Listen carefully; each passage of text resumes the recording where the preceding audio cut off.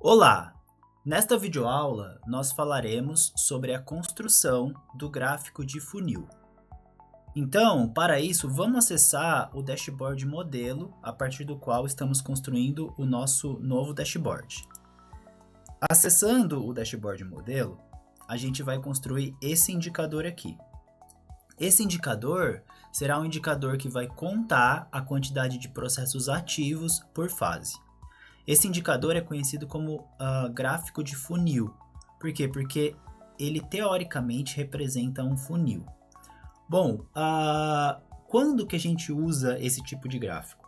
Esse tipo de gráfico, ele geralmente é utilizado quando você quer visualizar algum tipo de processo que é dividido em etapas sequenciais.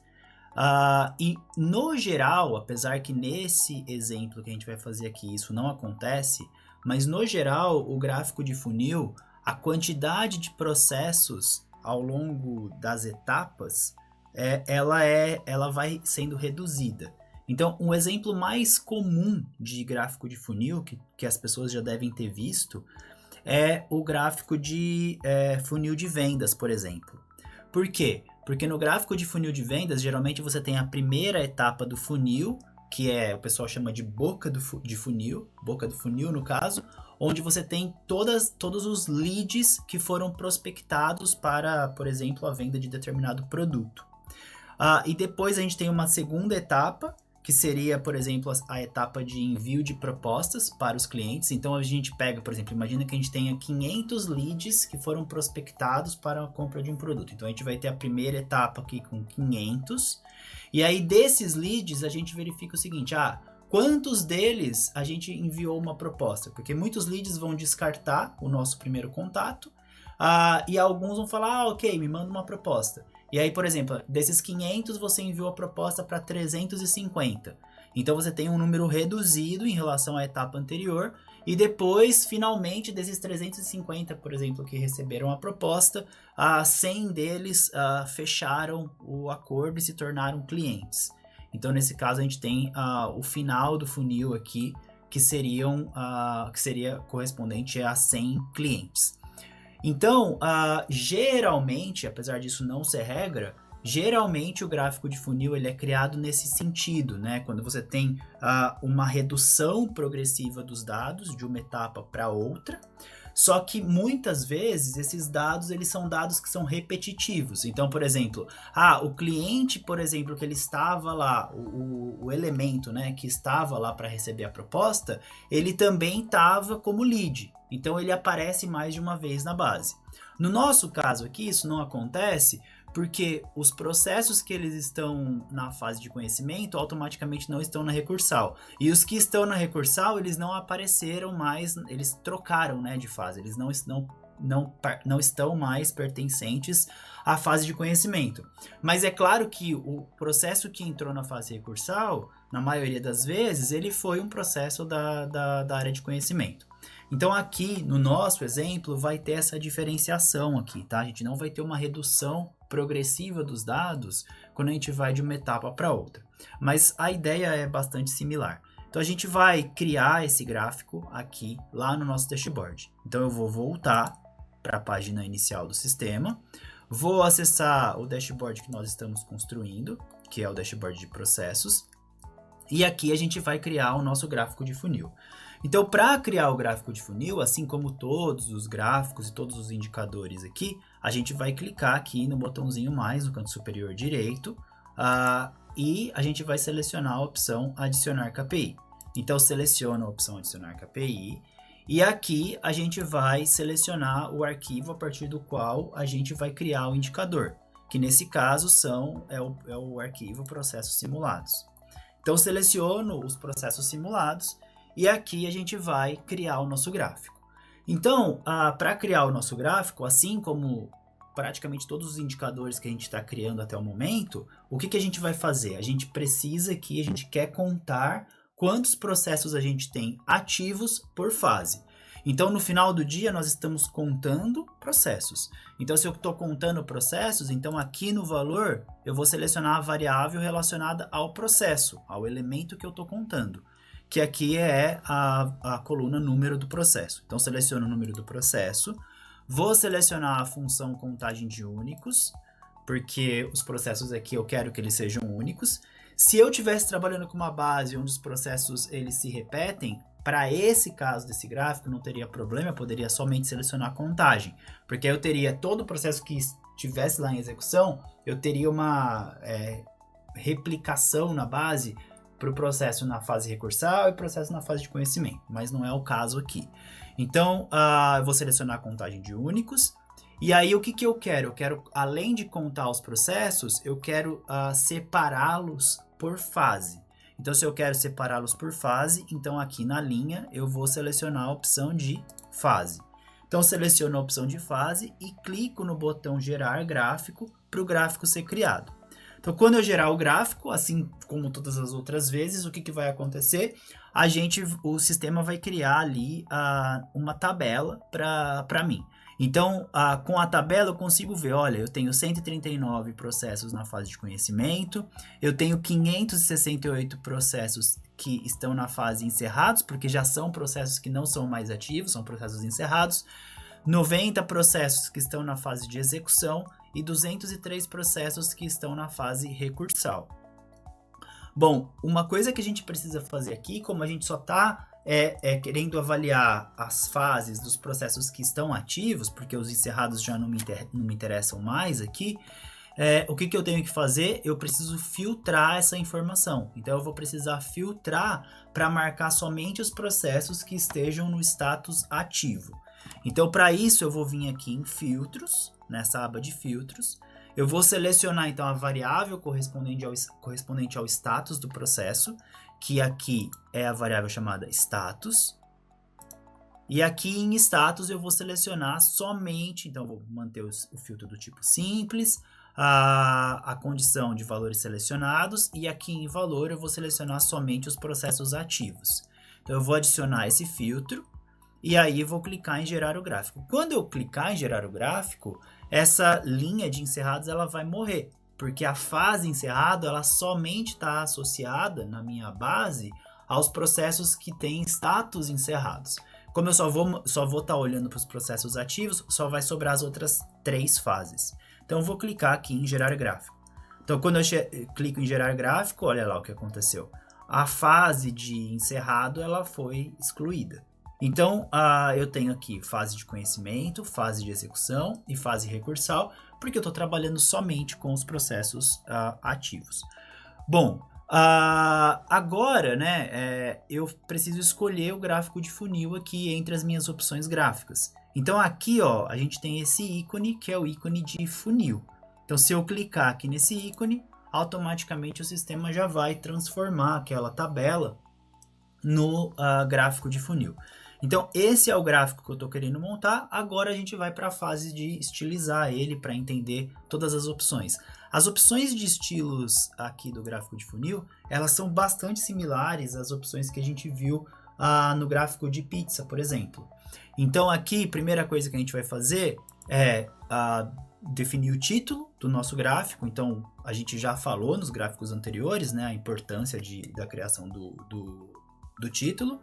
Então eu vou colocar aqui processos ativos, eu só estou trabalhando com processos ativos aqui, certo? E vou colocar um hífen e vou colocar fase. Então aqui eu só estou trabalhando com processos ativos, então eu estou querendo contar quantos processos eu tenho por fase, mas que estejam no status ativos. O título vai ficar marcado para mostrar, e aqui eu vou selecionar a fonte que a gente está utilizando no nosso dashboard, que é essa fonte Oswald. Então, marco a fonte Oswald, então o nosso título tá criado. Bom, não vou colocar em negrito, nem itálico, nem sublinhado, já falamos sobre isso, e nem vou trocar a cor da fonte para manter o padrão.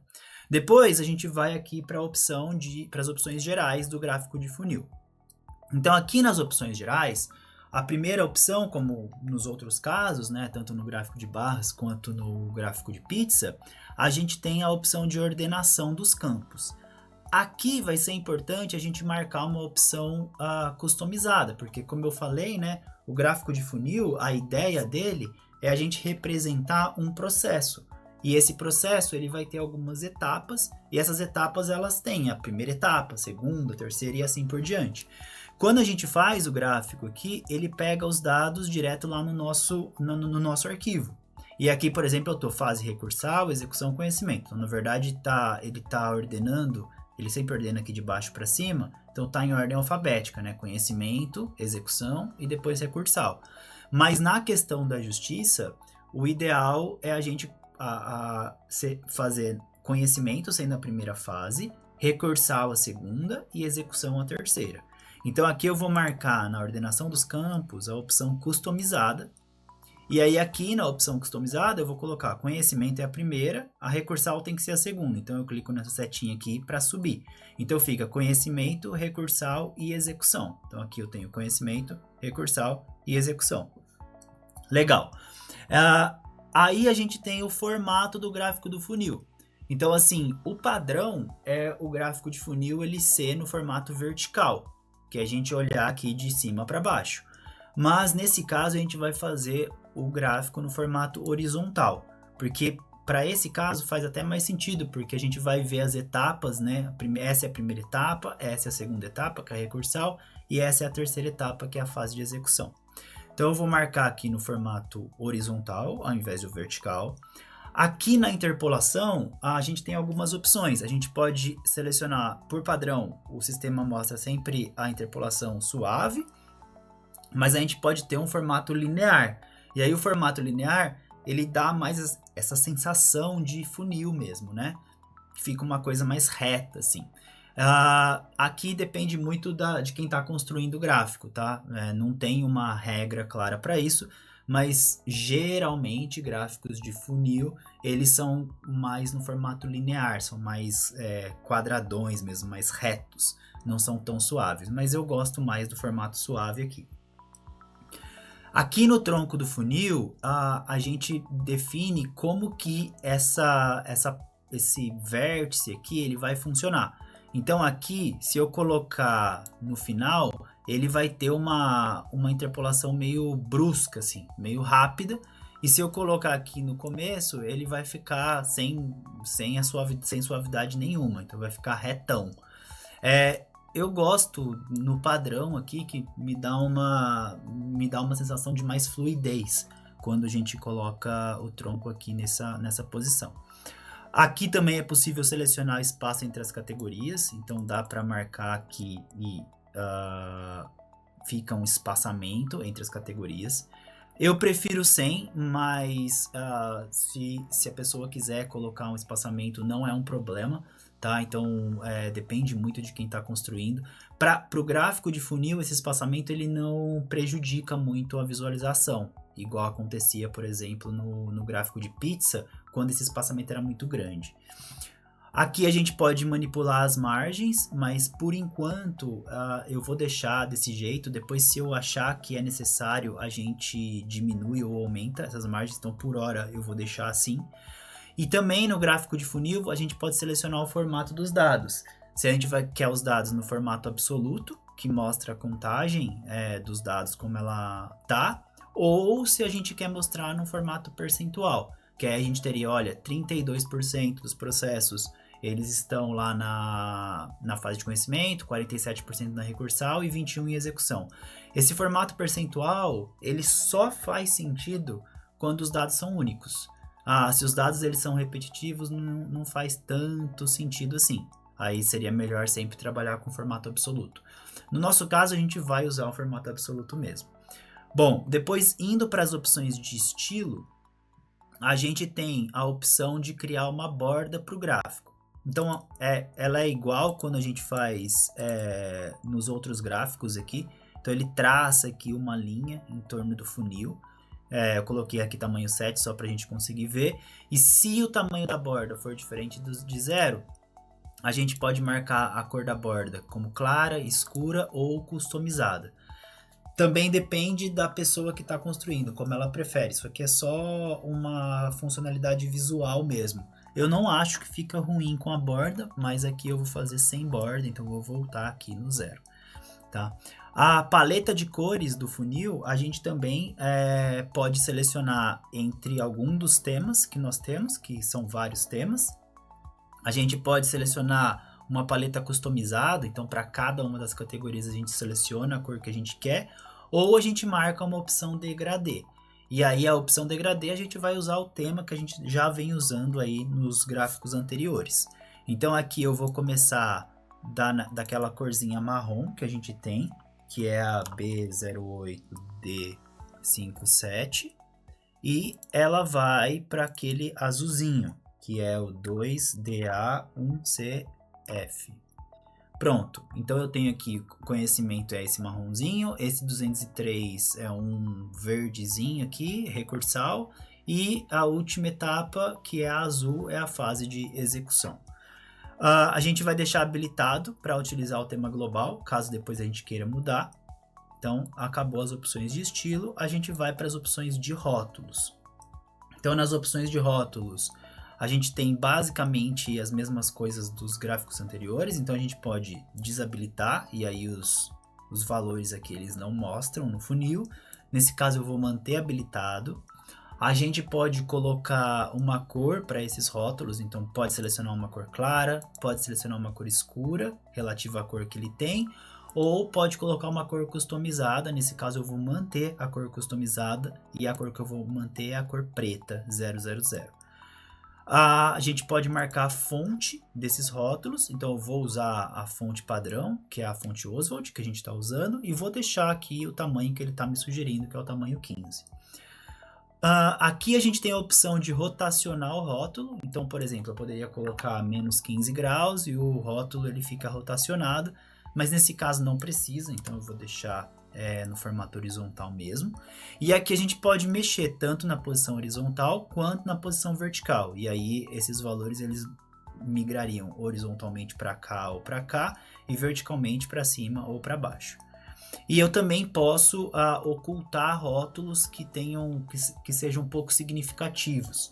Então, por exemplo, se eu tivesse um funil que tivesse alguma categoria que tivesse um número muito pequeno, eu poderia, por exemplo, ocultar esse rótulo. No gráfico de funil, assim como no gráfico de pizza, é importante que esse gráfico ele não possua muitas categorias, porque senão pode ficar difícil a leitura, tá? Então aqui a gente poderia habilitar e eliminar rótulos de categorias pouco relevantes para o gráfico. Mas nesse exemplo aqui isso não é necessário, então eu vou manter desabilitado. A gente pode adicionar um prefixo e sufixo, que eu também não vou fazer, porque aqui não é necessário. E a gente pode, em casas decimais, manter o automático, que é 100 casas, ou customizar e colocar algumas casas decimais aqui, que eu também não vou fazer, então eu vou deixar no automático. Se a gente estivesse trabalhando com algum dado monetário, eu poderia colocar a moeda correspondente, então reais, dólar ou euro, nesse caso não vou colocar. E eu também posso fazer algum agrupamento por milhar, milhão e bilhão, que também não preciso aqui. Então com isso a gente vai para a opção de legenda. A legenda, assim como nos outros gráficos, a gente pode habilitar ou desabilitar a legenda. Então, eu recomendo que esse gráfico tenha legenda, porque sem a legenda a gente não consegue, só de bater o olho, né, verificar qual é a fase correspondente de cada cor aqui. Então, vou marcar a legenda. A legenda ela pode ficar, por padrão ela fica na direita, mas eu posso colocar acima, esquerda ou abaixo do gráfico. Então, nesse caso, eu até poderia colocar aqui acima. Eu acho que não fica ruim. Eu vou até mudar isso, eu vou deixar a legenda aqui na parte de cima. E aí, quando eu coloco a legenda na parte de cima, a gente vê que aqui sobra um espaço um pouco maior, né? Então, eu vou voltar aqui em opções gerais e eu vou alterar a margem da direita, ó, que ela está muito grande. Eu vou colocar ela igual à margem da esquerda, para manter a mesma distância aqui. Então aqui eu vou colocar então a legenda acima. Vou voltar aqui nas opções de legenda. A fonte da legenda, eu vou usar a fonte Oswald, que é a padrão que a gente está utilizando. E a cor da fonte eu vou colocar o preto, também para ficar bem destacado. Então coloquei a cor preta aqui para a fonte. O tamanho eu vou manter, o tamanho 12, eu acho que é suficiente, se depois precisar eu altero.